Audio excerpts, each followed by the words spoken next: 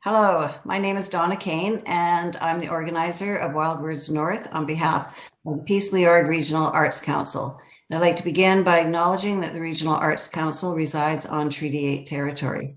It's my great pleasure today to introduce two of Canada's finest poets, George Murray, whose new and selected poetry book, Problematica, came out just a few months ago, or maybe not even a month ago, and Adam Saul from Toronto, Broken Dawn Blessings. His book is also just out and a beautiful book. And Adam lives in Toronto. George lives in St. John's, Newfoundland. They've been friends for over 20 years or near 20 years. So yeah, this is going to be a great conversation. Adam is going to talk to George about his new book, Problematica. He wrote the introduction to George's book. So great. Okay, so I'm going to let the two take it away. Thanks, Donna, and thanks for giving me the opportunity to have this conversation in front of whoever is out there watching this. And George, thanks to you for inviting me to do this too. Oh, well, as we've talked about, we've done this, we've had these kinds of conversations over the last almost 20 years, offline, or certainly not in recording. So it's nice to have done this. And you're as you say in the introduction, one of the first, or maybe perhaps the only friend that that's been made through a review. So when you reviewed that early work of mine, and I wrote to you saying, "Oh, thanks for that." Who knew that 20 years later we'd be still hanging out and, having fun and calling each other names. So. Great. Agreed. So let's start with the whole idea of putting a selected poems together. How did that feel? How, when you were going back to those early poems, were there things you noticed about them that you hadn't thought about before? Early work that surprised you? Themes or tendencies that you find sort of circling back now that you're working on new poems as well? Yeah, it was a really interesting exercise. And we've discussed this, you and I, sort of offline, like, why is our generation starting to do this? Have these selected editions come out? And part of it's just we frankly hit middle age. I turned 50 this year, and I've been at this for about 25 years. And so when the idea came up to do this, and I talked with my editor, Michael Holmes, about it, your editor as well at ECW, fantastic guy. The basic concept was, how do we get, I actually said, can I even get a section out of some of these early books? Will I like it? Will I, how will I put it together, and so forth. And it was a real weird thing to go back and read through that early work, because it's almost like somebody else wrote it. And I know that kind of sounds cliche, but in a weird way, I feel like I've evolved personally and emotionally and intellectually and whatnot over the years. And this young fella that wrote a lot of this at age 24 to 26 or so in the first couple of books, he was a combative, kind of, sometimes brash, some very highly opinionated, impatient. There were lots of things about him that I hope I don't count among my personality traits now. I still have very strong opinions. I just deliver them more diplomatically, I guess. But it was interesting to read through it, because as anyone who writes, if anyone out there is a writer who's listening, you go back to your old work and you hang your head. It's kind of like hearing your voice recorded. It doesn't sound like you. It makes you uncomfortable and so forth. And sometimes going back and reading old work can feel like that. But we're talking about 25 years of distance from some of this. So I'm looking at it as someone else's work and saying, is this good enough to be included? Well, today George doesn't think so on some of them, but I have to be I have to honor what young George did. So young George is maybe a different person from me and had a different poetic sense and was probably more hasty and less careful.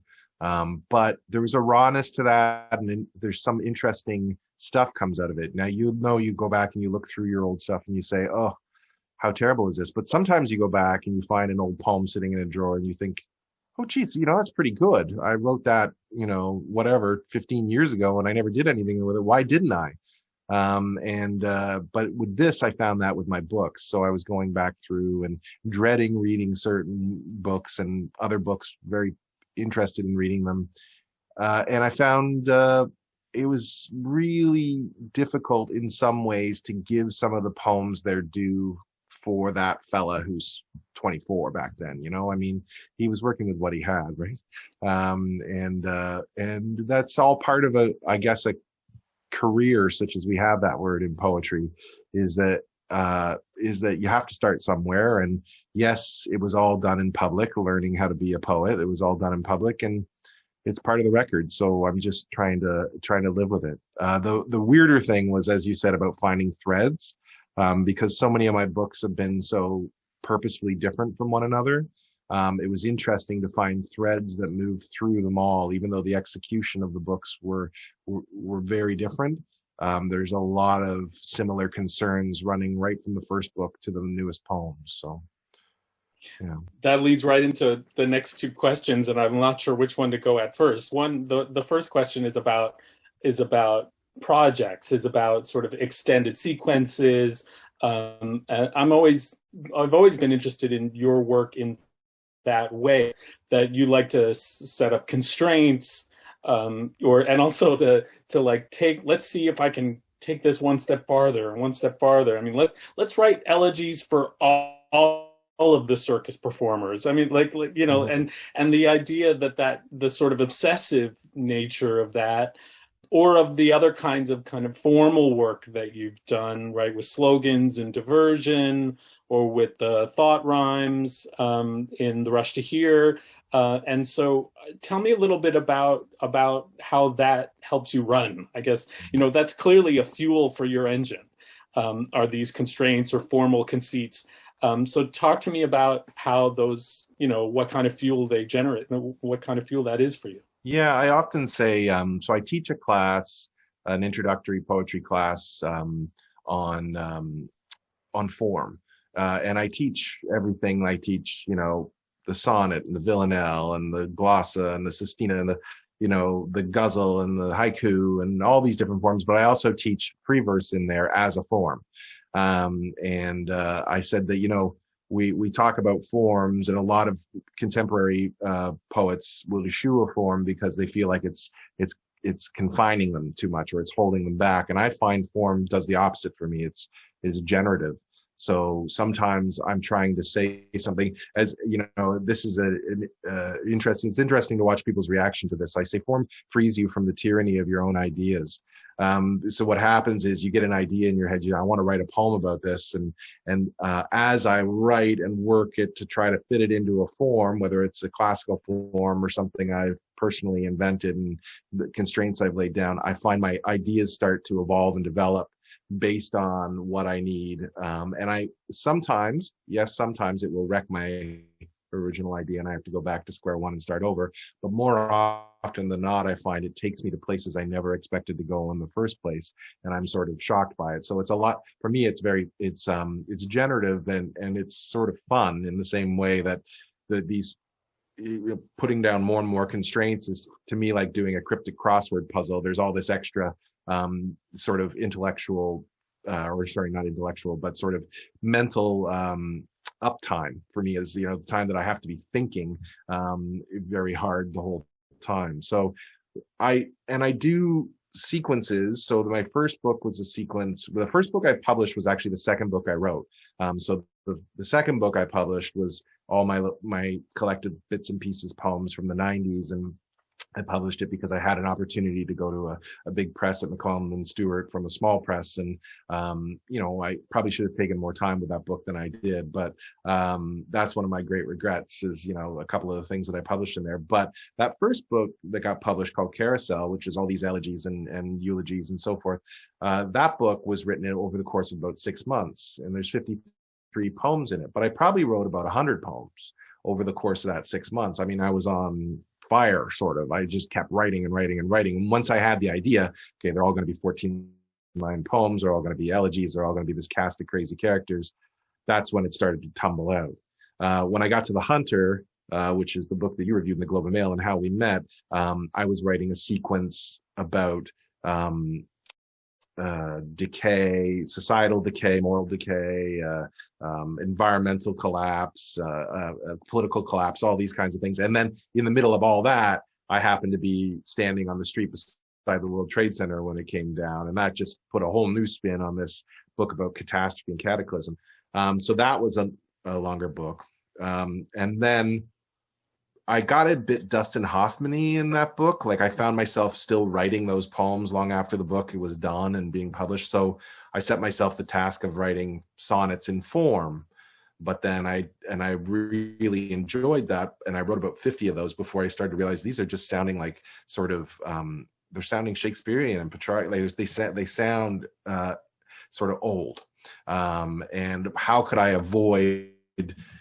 use the constraints of those forms without having the sound follow? Because you do these verbal acrobatics and linguistic acrobatics in order to meet the constraints. And then what happens is you end up sounding like Shakespeare, because why? Shakespeare invented the bloody form. You know what I mean? To some degree, right? They popularized the form. So then I used thought rhyme, the idea of rhyming ideas instead of sounds. And so those things become projects. And then in amongst all of this, I'm doing books like Whiteout, which is just a collection of poems that I've published in magazines over the years, one-offs, and then I come back and I do Diversion, which is a book about distraction. And eventually diversion is what led me to get myself diagnosed with ADHD and find out that all this time that I thought I had just an artistic disposition, I was in fact actually barely coping. So, and then I come to Problematica, and I find a way. These books are so different from one another to thread them together, and they kind of thread themselves together because in the end, I was always me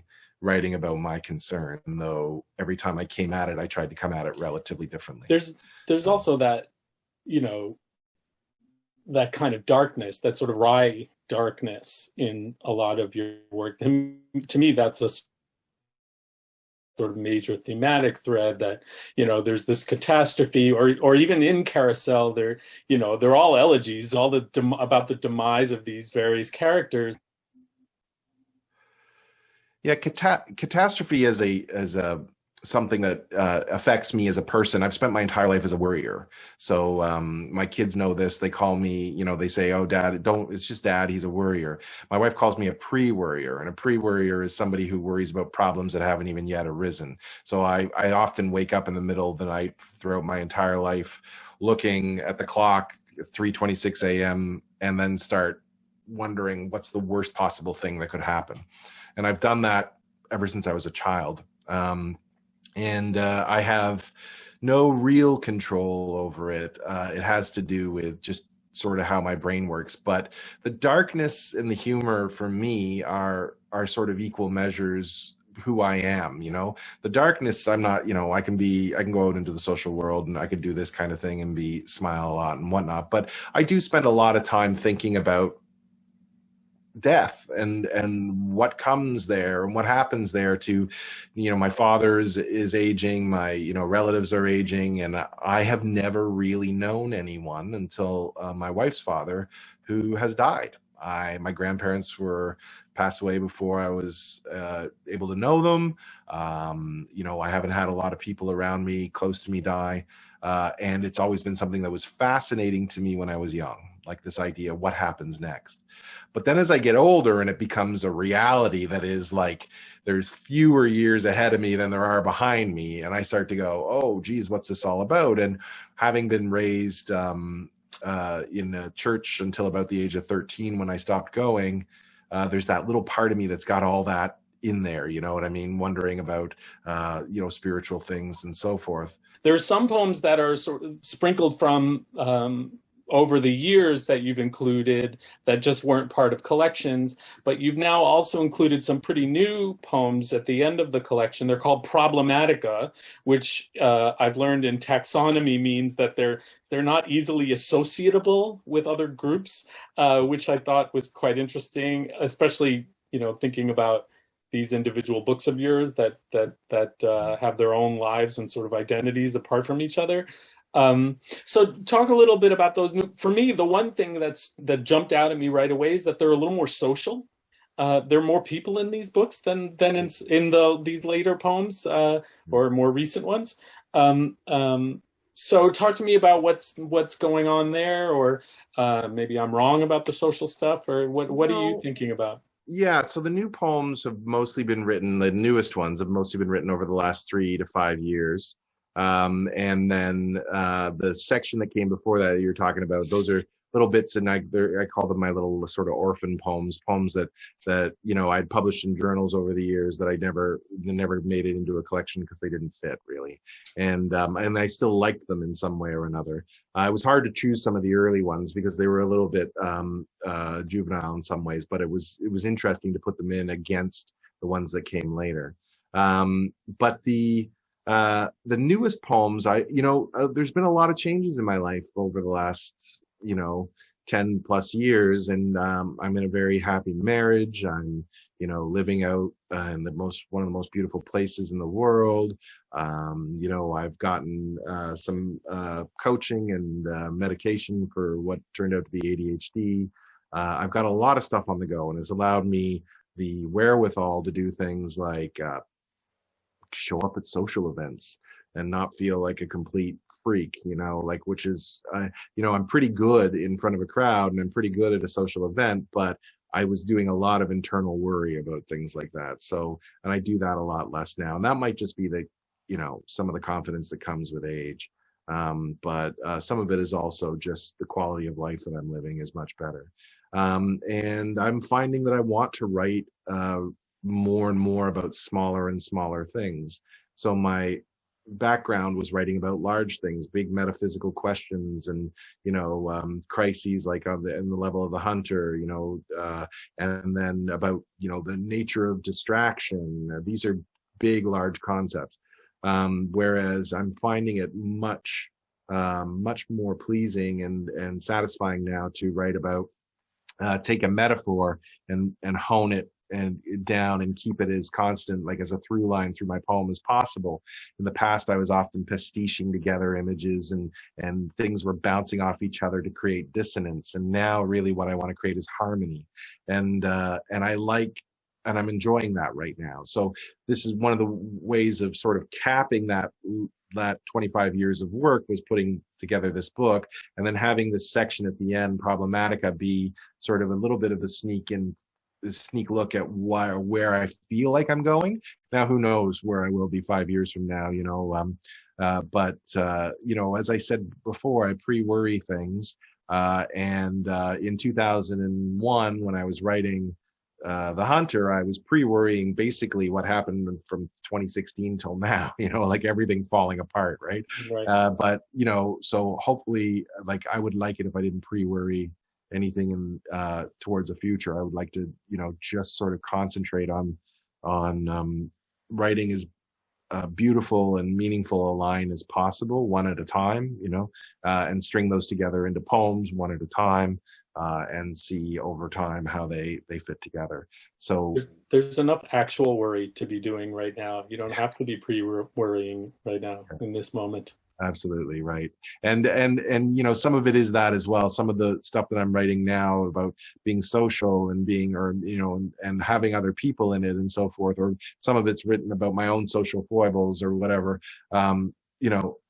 That's actually a sort of an escape from what it is we're constantly involved in now. So anyway, but yeah, I like the new poems in the new section. The title Problematica is really for the collection as a whole, like you said, because each one of my books was so different. I remember being told a few things by poets who were a few years ahead of me. As I started off, they were like, you're never writing the same book. Nobody's going to know what to do with you. And I said, nobody ever knew what to do with me before anyway, so it's fine. But then the other thing that happened was I was told, if you write funny poems, or if you write too dark, you're not going to get a readership or whatever. And I was just like, yeah, if that is not the goal for me. I mean, You're I love a poet in Canada. The search right. for readership is Yeah, exactly, right. And so I really once I let go of the idea of things like attaining fame or fortune or any kind of, any kind of approbation. I was free to do whatever I wanted as an artist. And as soon as I was free to do what I wanted as an artist, things went where they would. So, post The Hunter and on, letting go of that idea, that youthful idea of whatever. But now I've come to the point where I just want to write what I want to write that day and see what happens. Right. So I wonder if, I know from knowing you that landscape, that your personal life is stabilized in certain ways, although your house is even maybe more chaotic than it was before because there's so many more people in it. But I wonder if the stages of your life, you can kind of trace some of that. There's that New York phase and the Toronto phase, and working your way east. And I wonder if these kinds of, we can't help from our own, from inside the work, you sort of associate the work you did, the poems you wrote, with where you were when you wrote them, even if they're not landscape poems or about them. Yeah, I think I was really, so I had a lot of friends in New York City that were other poets, and a lot of them were involved in this sort of elliptical school movement of trying to sort of undercut meaning and undercut understanding in their own work as they wrote. They would often, it was sort of a humorous offshoot of surrealism in a lot of ways. But I really was enamored of a lot of their work, my friends, and I wrote some stuff like that. And you can see some of that in The Rest Are Here and some of that in The Hunter, is the constant piling up of images and the jerking away of expectations and so forth.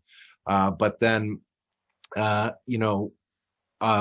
book Whiteout, which came out in 2012, I think the Globe and Mail called it a divorce book. Because I had gotten divorced in 2010, and they said basically this is a guy sort of entering his middle age, realizing he's not kind of, immortal kind of thing, and starting this, life change book. And it is an interesting thing. Like, there definitely is, like, so as going through middle age, you won't know this for probably another 20 years or so, Adam. I'm older than you are, George. You still look like the exact same the day I met you. But anyway, I think you've got a picture in the attic, and I'm just saying that now in public for everyone. So go rescue the photo in the attic. But certainly coming into middle age is the first time I have felt my body changing this much since I was hit puberty. You know what I mean? Like, I'm like getting achy. I'm getting like, it's harder to get weight off. It's harder to do, my eyes. I've got like trifocals now. Look at all this stuff. There's all this white here, like that wasn't there, And so it is very weird for me to watch that happen, from the inside. But you can trace certain patterns through the books depending on where I was in life. Like I said about Diversion being a book that was written right before I finally figured out, that I had this problem concentrating, and it was a book about distraction and, other things like that. Yes, I do definitely track things through it. Where will Problematica be? I don't really know, because it's, this section at the end is really, like 20 poems, sort of a half of the book, right? So I don't know what's going to come next. I am writing new material. I'm working on new things, and I am trying to tackle.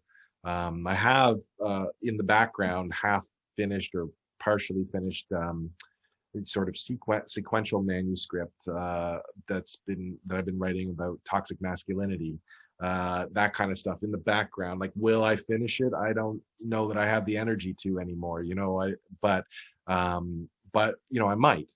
So I have that project there if I want to take a break from writing, sort of one-offy things and so forth. So we'll find out 25 years from now. Oh yeah, hopefully. Exactly. Let's reschedule for September. We're recording this on September 2nd, 2021. Yeah. So September 2nd, 2046. I'll meet you. He's not just a poet, people. He's a mathematician. See, that's hard for us. I added 25 to 21 right there, just like that. Bam. My mother, the math teacher, would be proud. So I don't know. I mean, this is just fun for me. I want to continue our conversation, but I'm also aware of how these, programs, their natural ebb and flow, Yeah. and so I want to give our viewers, both of them, a chance to see an end. Um, uh, Here's one last kind of mischievous question, which is, um, if someone had never encountered your work before, how should they read this book? In what order? In what way? Oh, geez. Well, if they've never encountered my work before, I mean, how many people could that be? I mean, Both of them, the two people who are watching this. the two people who are watching this are us, probably, just to make sure the video turned out. Yeah. But no, I mean, I don't know. I always say, so I wrote 2 books of aphorisms in amongst all of that. And some newspaper said about one of the books, it was the book of Canadian poetry most likely to appear on the back of a toilet. And that wasn't an insult. That was meant as a, because that's where people actually want to read.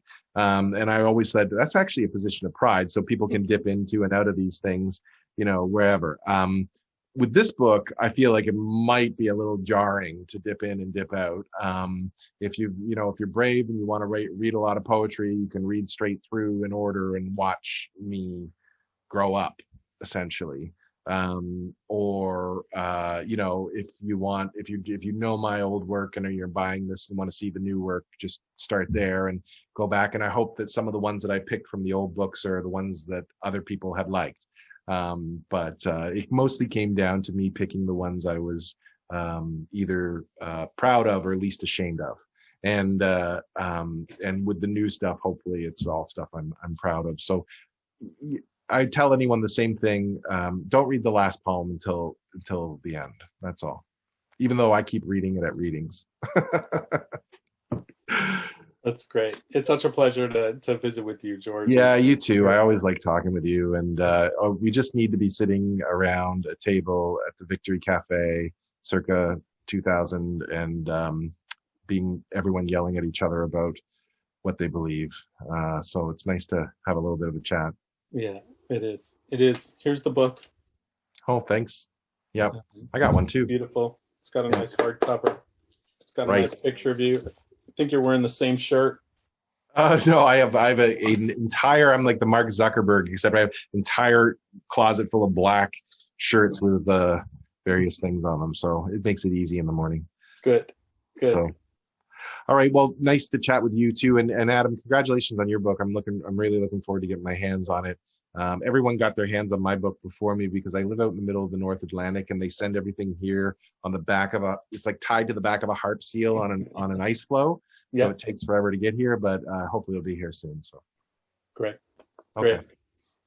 Thanks, guys. Bye.